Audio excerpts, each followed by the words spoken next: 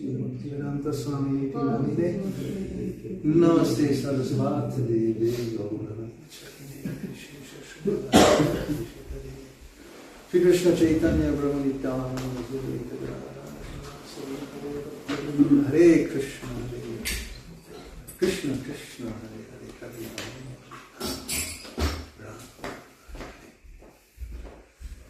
So, we will have part 2 and part 3 of the Prahlada's teachings. Both are actually to his schoolmates. The second part is what he learned in the womb, but he's still speaking to his schoolmates.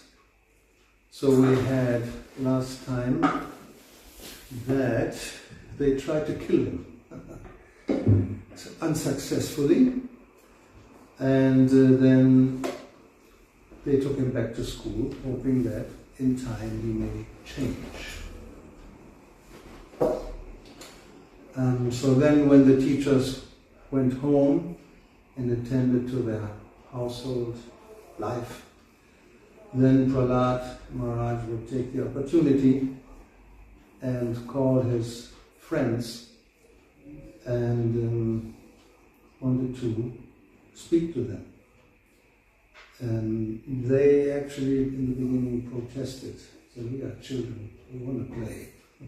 Why do we want to speak about philosophy? But anyway, so then he began his preaching with this very well-known verse, which Prabhupada quotes often, the first verse of the 6th chapter. Kaumaramacharet pragyo dharman bhagavatan iha durlavam manushyam janma tadapyadrabam artadam. That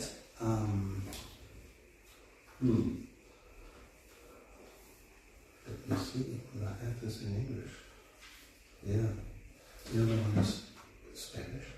So he said, one who is sufficiently intelligent should use the human form of body from the very beginning of life, in other words, from the tender age of childhood, to practice the activities of devotional service, giving up all other engagements. The human body is most rarely achieved, and although temporary like other bodies, it is meaningful because in human life one can perform devotional service. And even a slight amount of sincere devotional service can give one complete perfection.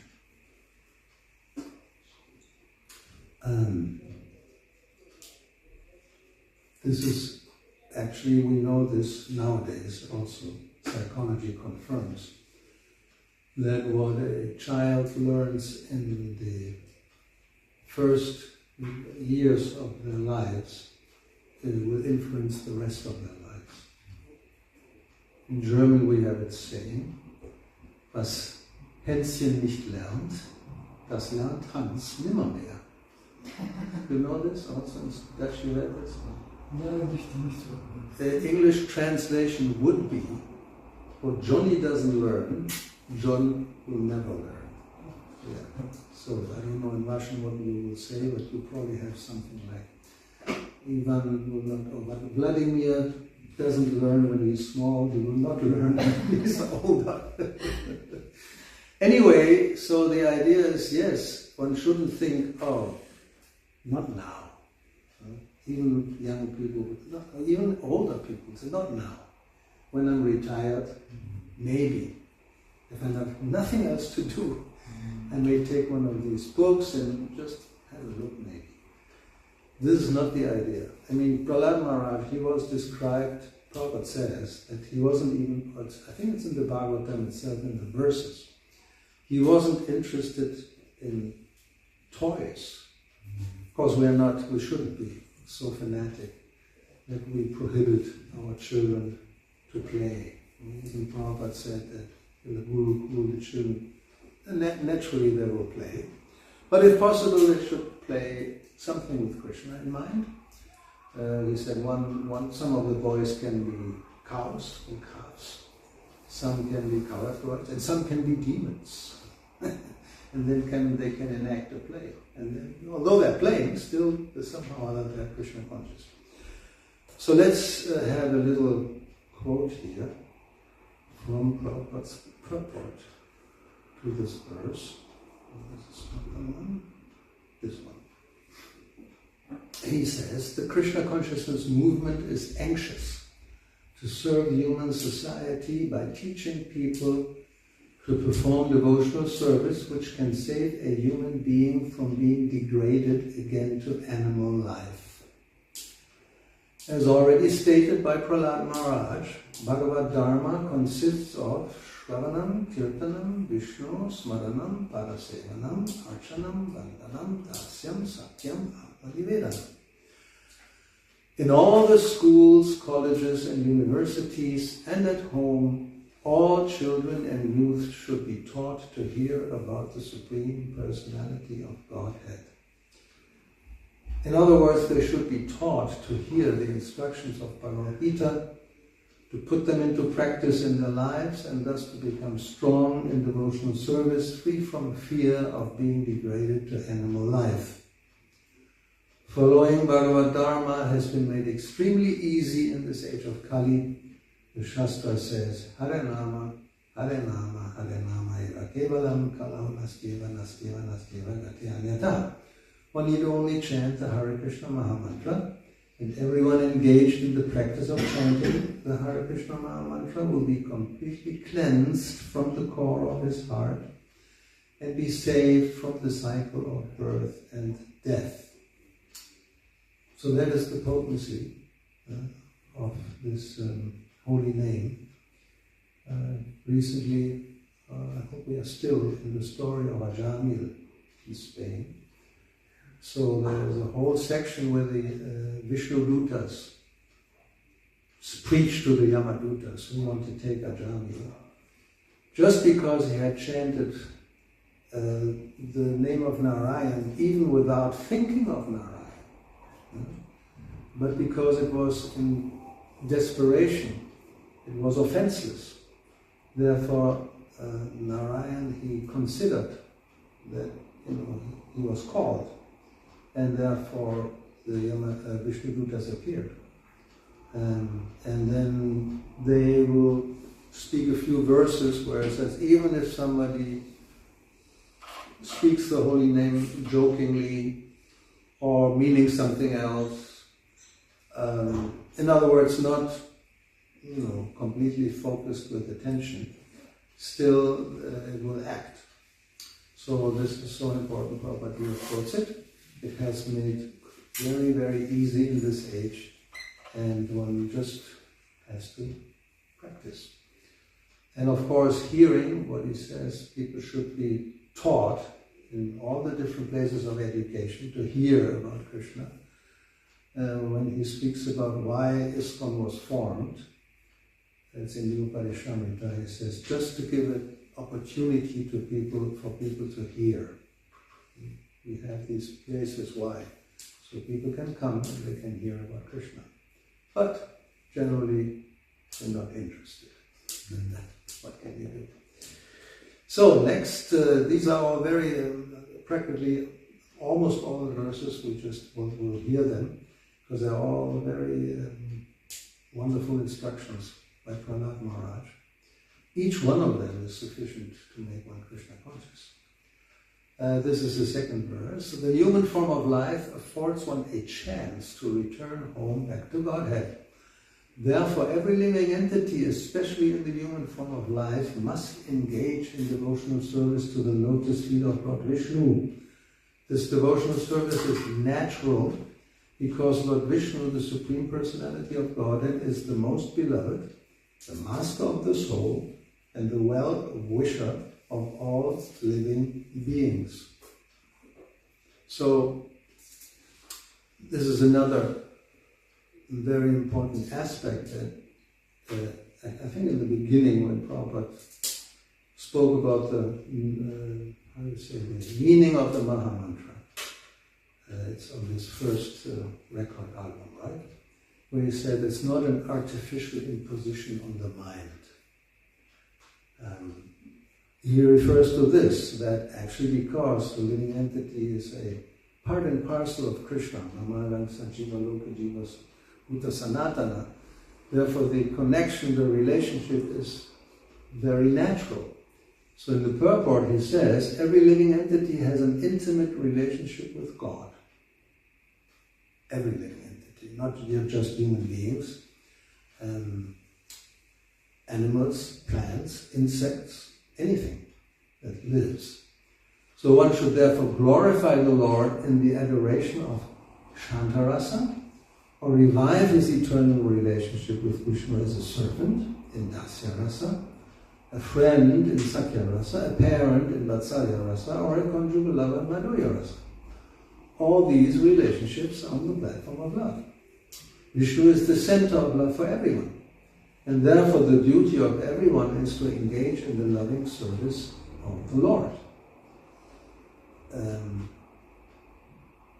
In this connection, Prabhupada says that why do, even just beginning with ourselves, why are we so much attached to our body?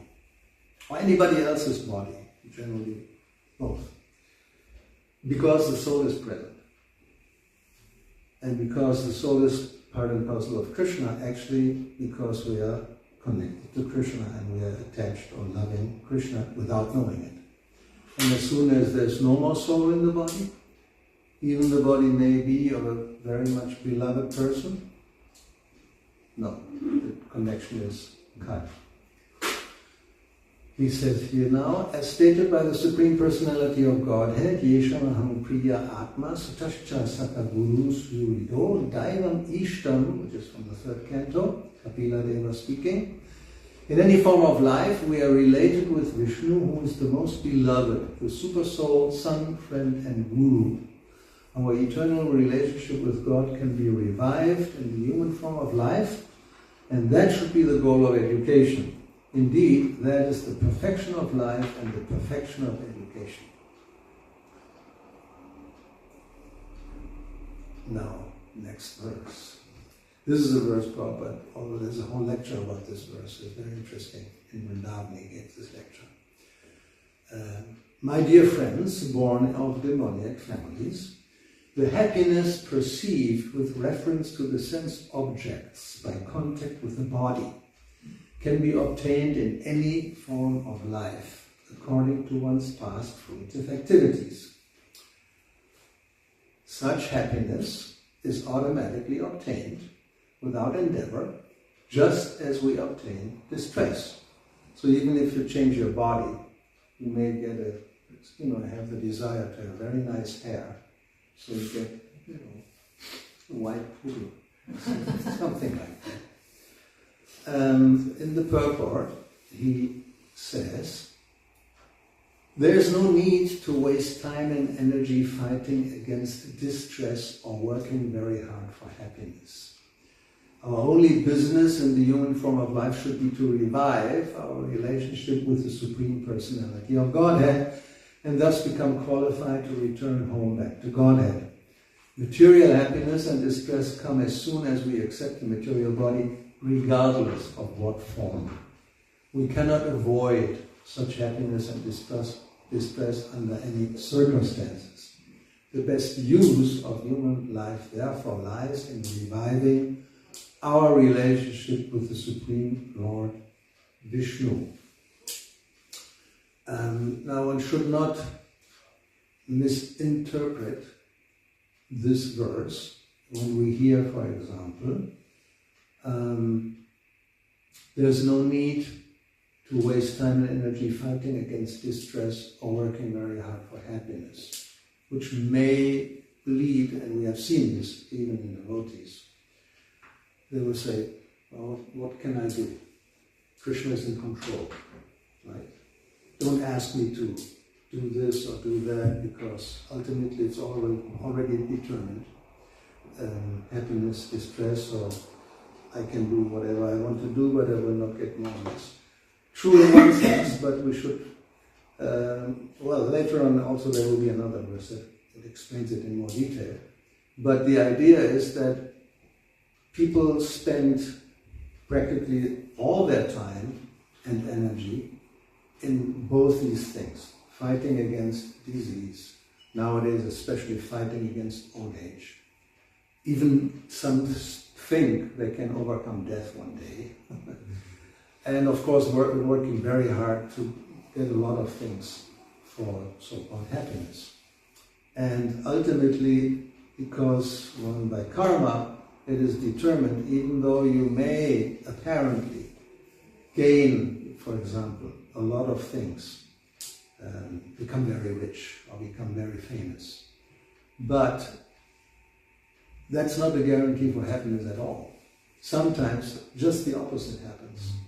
You get a lot of money and then you spend it foolishly. You become completely degraded. You contract all kinds of diseases and addictions and this and that and end up dead, like the famous club of the 27. You heard about this? No, you don't know. You don't know. This is especially in the 60s and 70s. A whole list of famous rock stars died at 27. The first one, I think, was Brian Jones. Brian Jones, Jimi Hendrix, Janis Joplin, Jim Morrison. We only know who they are. They were very famous, world famous in their time. And they all died at the age of 27. Multi-millionaires, all completely addicted to drugs, up to heroin and all that. And then we have the examples of those people who gain the lottery, become millionaires, and then after a few weeks or months, they lose everything and are in debt. So apparently you may gain, but if it's destiny you have to suffer, you will suffer anyway. And although some distress comes, you may try anything. Seems to be very easy. Sometimes the disease is very well known. There's all kinds of medicines. We know how to treat it. Still it's unsuccessful. Anyway, so this is just to make clear that the idea is not to focus all one's energy and attention on improving something which basically cannot avoid it or improve. So then the next one, endeavors merely for sense gratification or material happiness through economic development are not to be performed, for they result only in a loss of time and energy with no actual profit. This is some time ago, but still quite, appropriate. If one's endeavors are directed toward Krishna consciousness, one can surely attain the spiritual platform of self-realization. There's no such benefit from engaging oneself in economic development.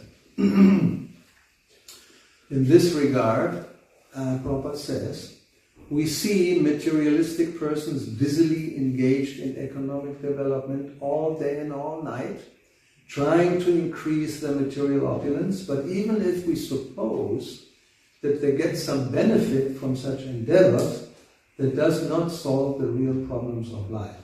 So here it's again confirmed, not as that you cannot get something if you really try hard to get it, but ultimately, so it doesn't really solve the problems of, the real problems, which we know are four, Janma, Mrityu, Jara, Vyadi, Dukkha, Dosha, Darshanam, birth, death, old age, and disease.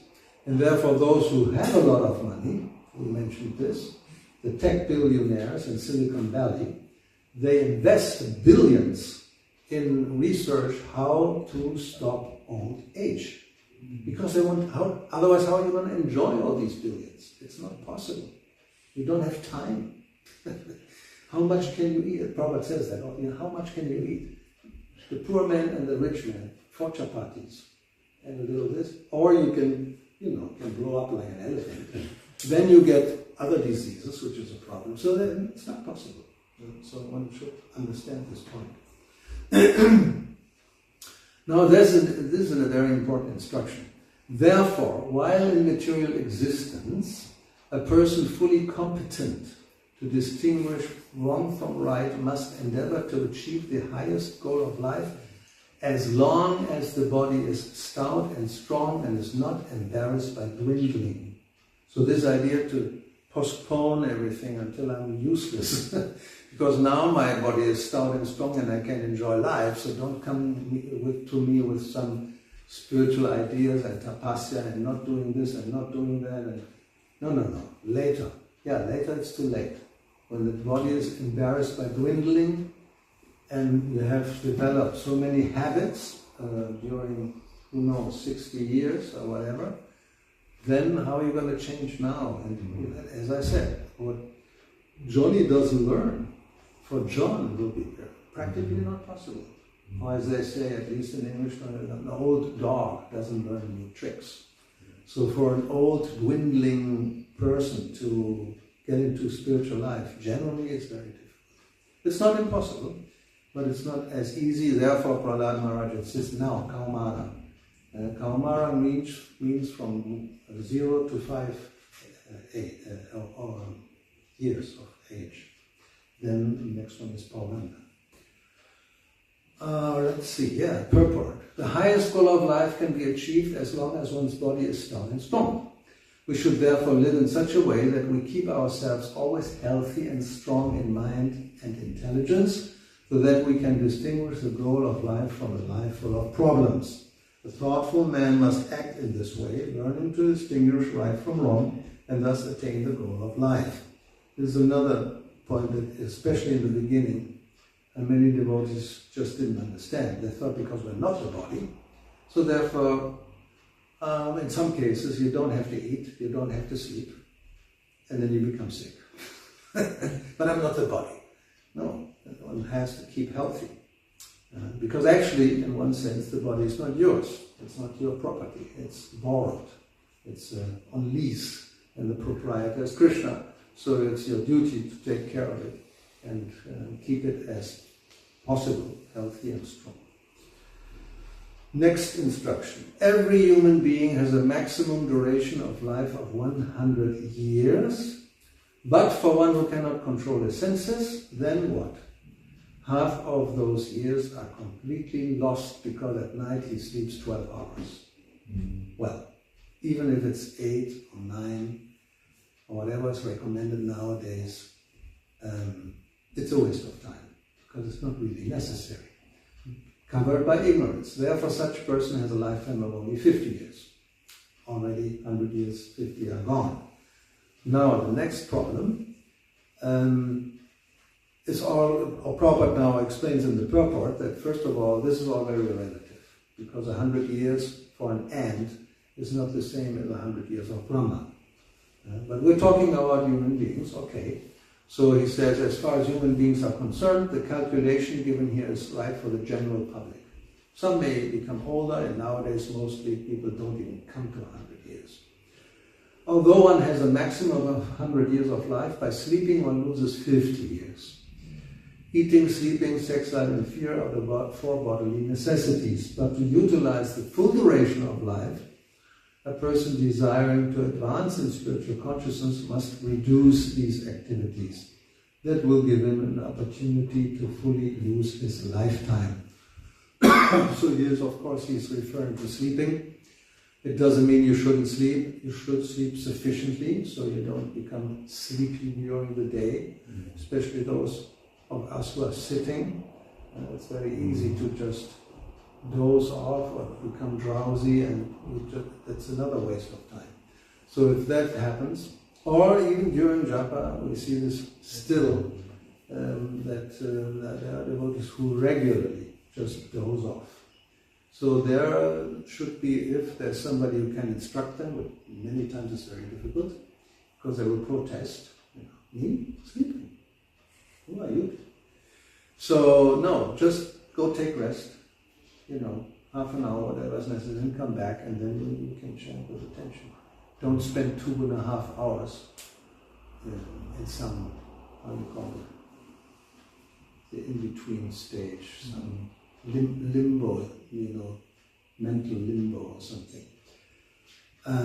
Okay. Now, in tender age of childhood, once the 50 years are gone, we still have 50 years, right? But in tender age of childhood, when everyone is bewildered, like this one, what's going on, then 10 years are lost. Then the next stage, in boyhood, we all know this, sporting, playing, another 10 years are lost. So you have 20 years less, which means 70 are gone. Then, going back, we go to old age, one is invalid, can't even really perform material activities, another 20 years are lost.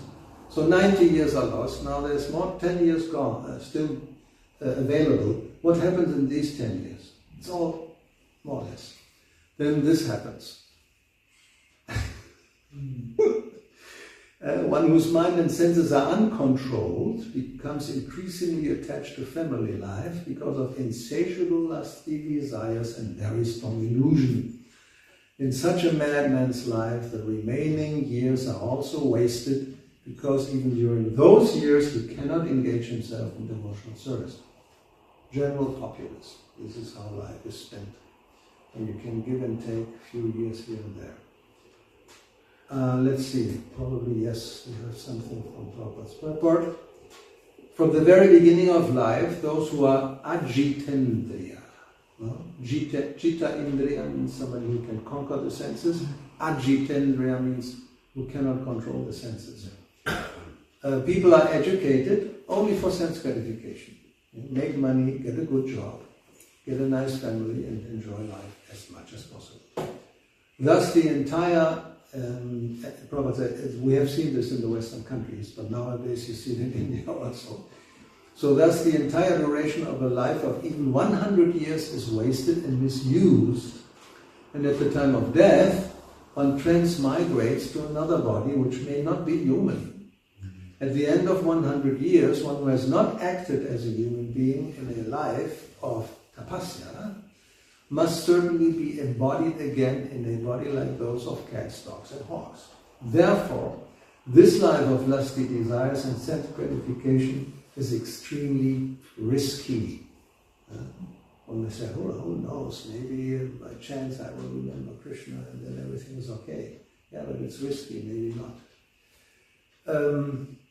So, now he talks about money. Prahlada Maharaj talks about money. Money is so dear, we know this, that one conceives of money as being sweeter than honey. We even have that slope, money is the honey, at least in the old days. Nowadays I don't know.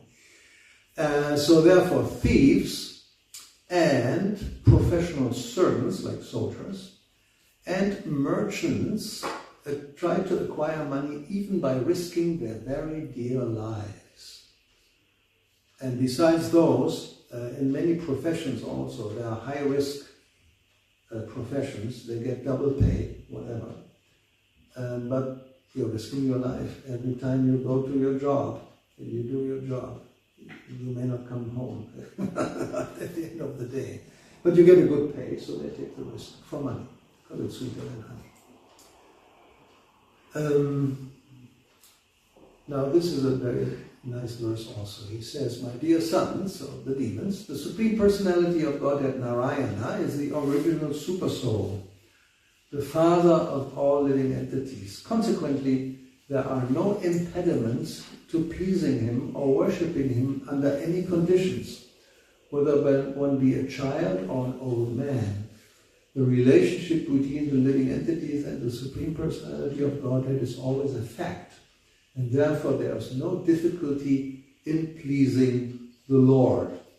In the purport, Prabhupada says, as there is no difficulty in establishing the intimate relationship between a father and a son, there is no difficulty in re-establishing the natural intimate relationship between Narayana and the living entities. We heard this before already. If one performs even a very slight devotional service, Narayana is always ready to save one from the greatest danger. The definite example is Ajamil. Ajamil separated himself from the Supreme Personality of Godhead by performing many sinful activities and was condemned by Yamaraj to be severely punished. But because at the time of death he chanted the name of Narayana, although he was calling not the Supreme Lord Narayana, but for his son named Narayana, he was saved from the hands of Yamaraj. Therefore, pleasing Narayana does not require as much endeavor as pleasing one's family, community, and nation. We have seen important political leaders killed for a slight discrepancy in their behavior. Therefore, pleasing one's society, family, community, and nation is extremely difficult.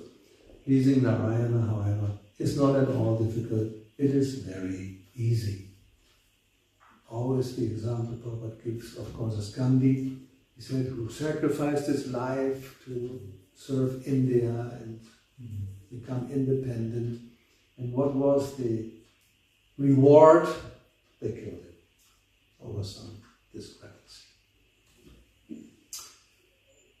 So, then Prahlada Maharaj explains to his school friends that he received all this knowledge from Narada Muni. And he tells them also that you can, as I was able to apply this in my life, you also can do this. So it's available for everybody. You know, I was lucky. Now we come to the second part. He will explain how he was instructed by Narada Muni in the womb.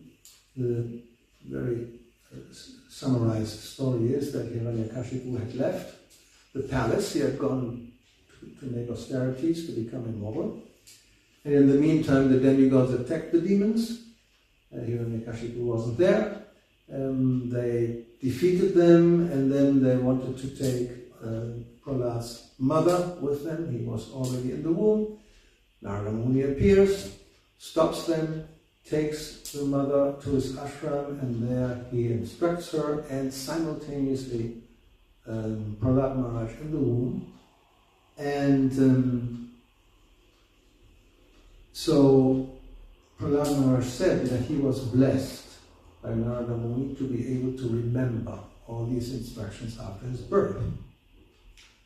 And he tells his friends, if you place faith in these words, which are not my words, coming from some higher authority, then you can also understand this transcendental knowledge just like me. Although you are small children, and a woman can understand, and as we heard before, an old man, so there's no bar that only a certain type of people can understand Krishna consciousness. Practically possible for everybody.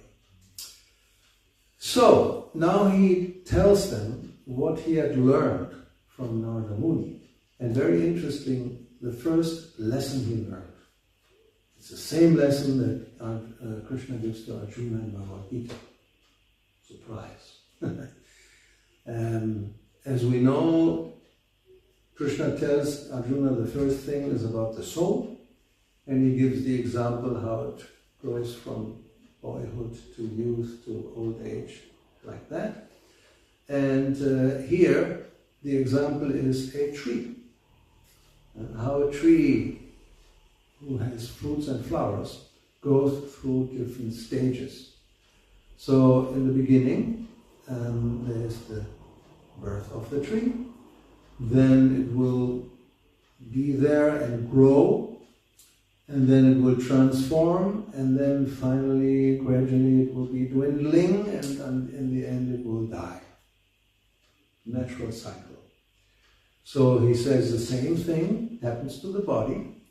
One takes birth, and then in childhood, then one becomes a youth and adult, and then comes old age, and at the end, there's death. That's how life is.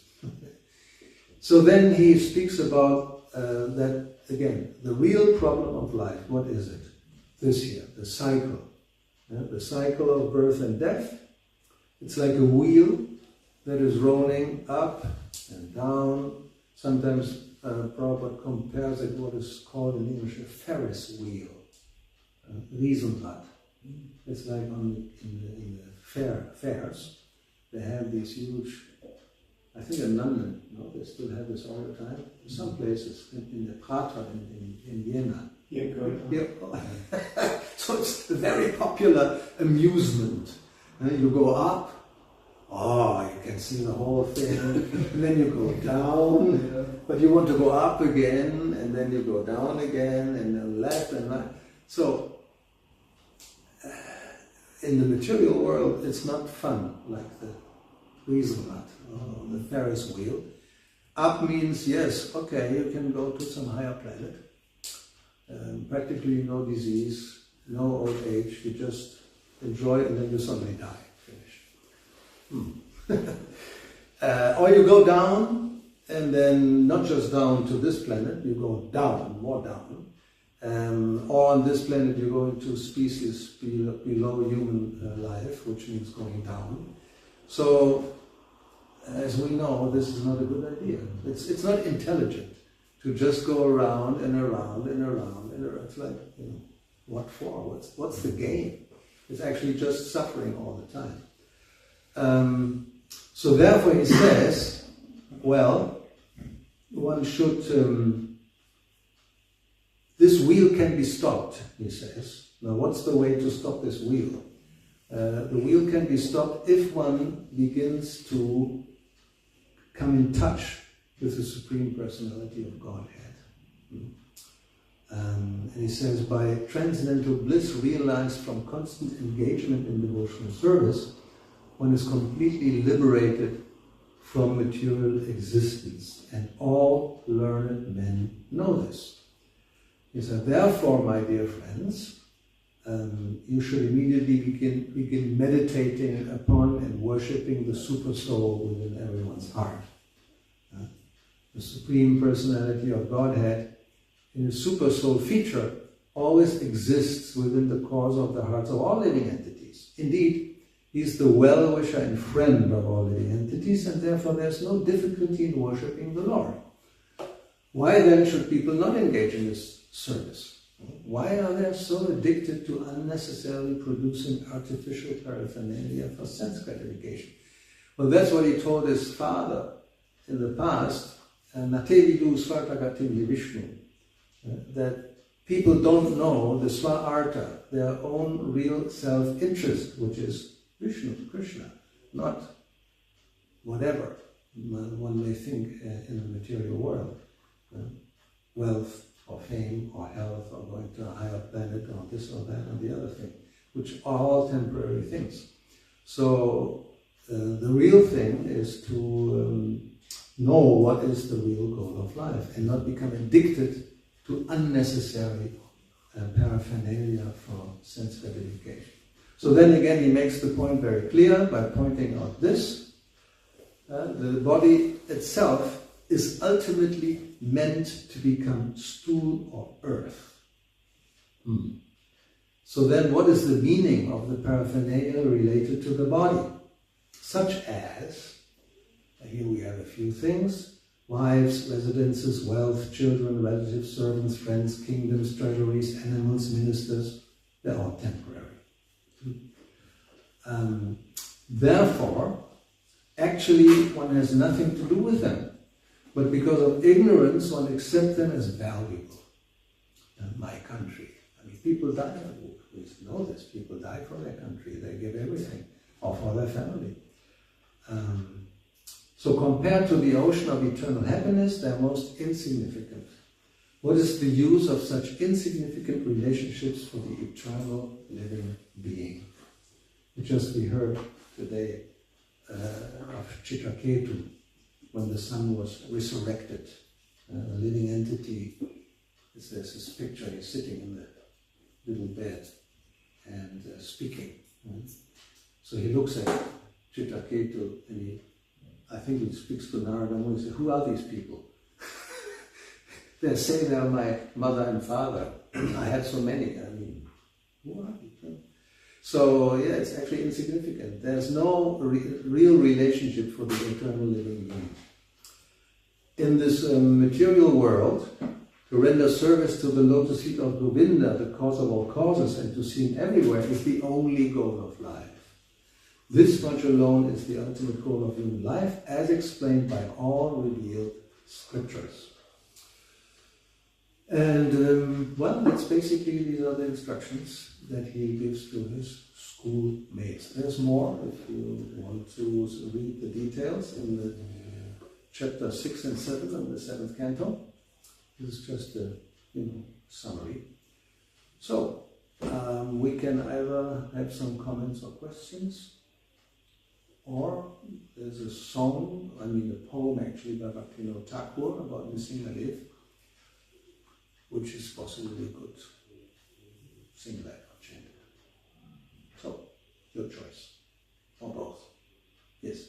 I wanted to ask, you said in the beginning, the Buddhists sometimes say, I don't want to make an endeavor, it's anyway my karma. That's right, yes. So what would be our proper attitude then? Generally that is, especially if you have a responsibility and they don't want to take the responsibility. This is when, you hear this, oh, what can I do? Krishna is controlling. That's up to Krishna. I can't really.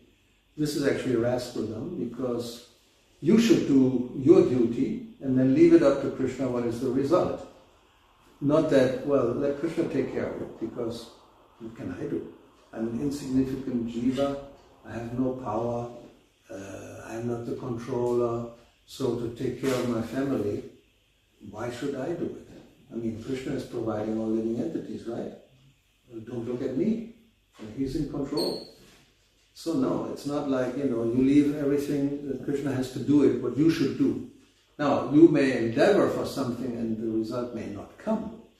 That's another thing, as we have a chapter in our book about Prabhupada in Germany, where Prabhupada tells Shivananda, you try your best, and then Krishna will do the rest, practically. Or as Arjuna, you just do your duty. Whether there's victory or defeat, that's not your problem. You just be an instrument, and then the outcome, that is up to the Lord. But you have to do your best, not that, oh, what can I do? Ultimately, it's all Krishna is in charge, and let him do it. That means, it's like becoming irresponsible and lazy. That's my opinion. Yeah? No? What was the question? Yeah, Pete? The question Maharaj mentioned in the beginning, that devotees might sometimes say, it's my karma, what can I do? Krishna is anyway controlling, so I have no chance to change anything. And it must be also true. We have our karma, isn't it? But on the other side, we should also endeavor. So I was asking, how should be better? What should be the better attitude? This plays into this philosophy is not new. It's called predestination. In the Christian tradition, we have Calvin, especially in Zwingli. They still nowadays it's there. You can look it up. It's very interesting to read how they explain this philosophy of predestination. That practically, whatever. If it's not predestined, then you can do whatever you want. It will not be. You can't do anything. Which means practically, whether you chant or not chant, or you do devotional service or not, if you're amongst like the chosen ones. There's another group who I think it's 144,000 chosen ones who go back to Godhead, so to speak. So you have to try to get into the group, and otherwise you will be left behind. So this is, I don't know, it's not our philosophy at all. Nothing is predestined. It looks like, that's why I'm saying we shouldn't misunderstand this. When the verse says that the amount of happiness and distress is determined in one sense. You cannot change it really. Not really, but of course, as I said there, that comes tomorrow in the prayers of Prahlada Maharaj. I can already mention it, I just will paraphrase it. Their verse says that because ultimately Krishna is in control, that's the point, therefore physician cannot save his patient, parents cannot protect their children, and a boat cannot save a drowning man. That's not true. No? I mean, if you think about it, just as you hear it and as we may understand it, it's not a fact. You know that, you take a certain medicine and you become cured. And of course, parents are supposed to protect their children, and they can do that. And if there's a boat, somebody is drowning, they can pick him up and save him. So, but we'll get to this tomorrow. You will hear the conclusion of the riddle. Yeah, it's a misunderstanding. So of course, karma is there. Amount of happiness and distress is basically given. Doesn't matter what you, but still there's a, how do you say, a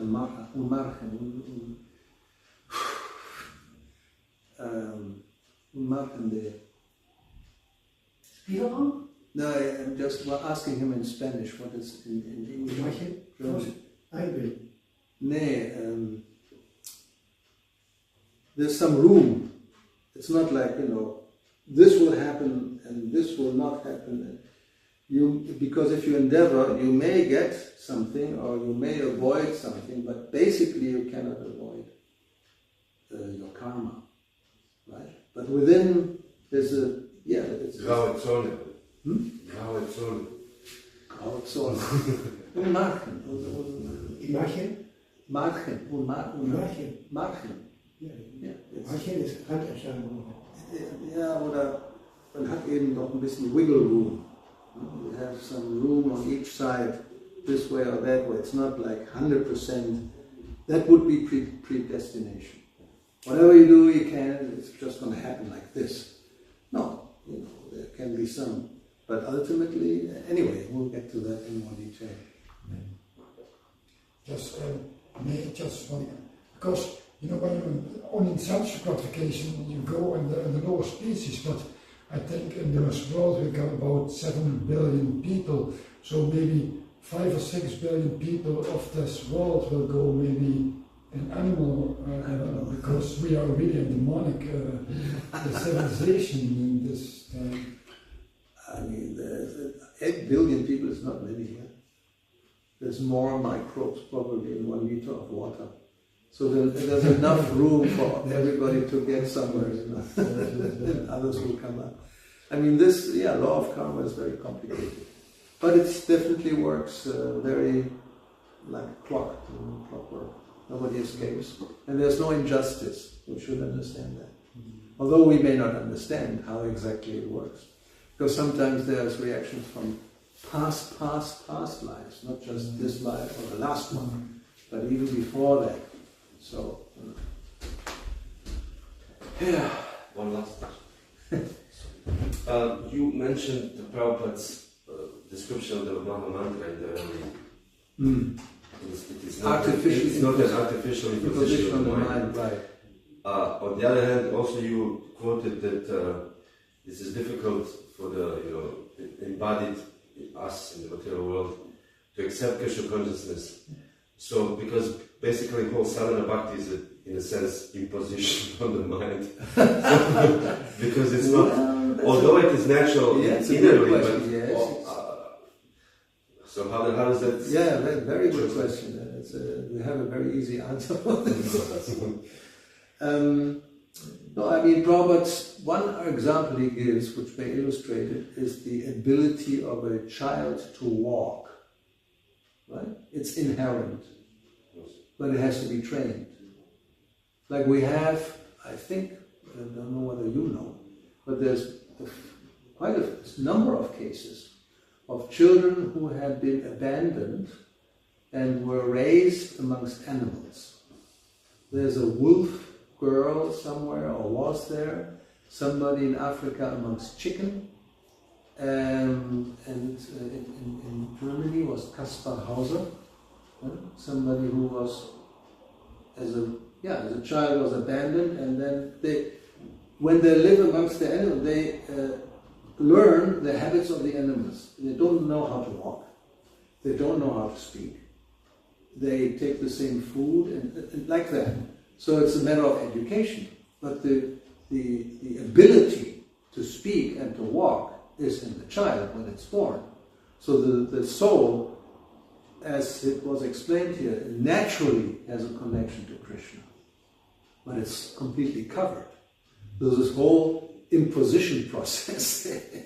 It's a kind of therapy, you could say, a treatment to uncover or eliminate. It's a purification process, the covering. That's what all that it is. So, and of course it's voluntary. You may say it's imposed, but you accept the imposition. And you don't have to, and most people don't do it. And even many devotees, after some time, stop doing it. So it's imposition, yes, but it's voluntary. Like, a patient, you have a certain disease.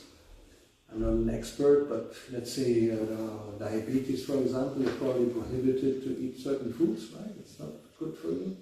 You can get a shock or something if you eat sweets or sugar, whatever it may be. So the physician will tell you, because you have this condition, don't eat this, don't do that, so many don'ts, and do this, do this, do this. Then you get better. Now it's your choice. You can follow the treatment and probably you will, yes, most likely you will get better. If you don't, then it gets worse. And don't blame the physician because he has given you the treatment. It's imposed. It's like, you can say it's artificial. I like to eat cake, but if you eat, people who have an allergy, this famous peanut allergy, somebody eats one peanut and they practically die. So, okay, but you say, but I like peanuts, Why are you telling me I cannot eat peanuts? You're a rascal. Well, it's for your best, but okay, take peanuts, and then you get this whole shock. You go into some, I don't know, and then so it's a matter of intelligence to accept voluntarily what is tapasya. It's how does he call it? A voluntary, some uncomfortable circumstance, no? Some suffering, he sometimes says. Voluntary suffering from some higher goal, which is very common. People do this tapasya all the time for getting money. Voluntarily. Well, more or less voluntarily. They go to factories, they go to jobs which are horrible, but they pay very well. And they just tolerate. Like those who do the garbage. I don't know here, but in other cities it's like all night, at 1 o'clock, 2 o'clock. They go around and collect the garbage. Who wants to do that? I don't think anybody wants to do it. But you may gain more than for a day job. So it's okay, I'll take the tapasya and I get money. As we had with this, some merchants at very high risk, smugglers, whatever. There's so many examples of high risk ventures, but people do it because there's so much profit. Even mercenaries, it's a typical mercenary. I mean, who would volunteer? The Fremdenlegion, something like how do you call it? Foreign legion. Foreign legion. Yeah. So, what's this? The Russian guy Prishogin, who was in Wagner, the Wagner group. That was voluntary also, no? But they probably were well paid. I don't know, but there's some incentive, and people do it voluntarily. So this kind is like an imposition. Later you have the imposition. Once you accept it, or even if you sign a contract, unless you really get punished for not, fulfilling the contract, then the whatever it is, the company or the government imposes certain things on you because you agree to do it. Anyway, so we also agree, we hope some compensation will come. We go back to Godhead, so many things we are promised. So hopefully at the end of life we will not be disappointed, right? Let's see. I mean, it's a 50-50 gamble, Prabhupada said. If everything is bogus, okay, then nothing. But already people think there's nothing. But if there is, then, a 50% chance that you get something in return. And if you don't even try, you don't get nothing this way or that way. So it's It's not a bad deal. A little bit of tapasya for some promised land, promised land of eternal life and bliss and knowledge. You can look at it. Yeah, he gave an example like that, just to make the point, the argument. So, officially that's already the time, right? From 6:30 to 7:30, it's 7:14. So we can stop here, I think. Okay? So Prahlada ki jai, Prahlada ki jai, Prahlada Maharaj Guru Gopani ki jai.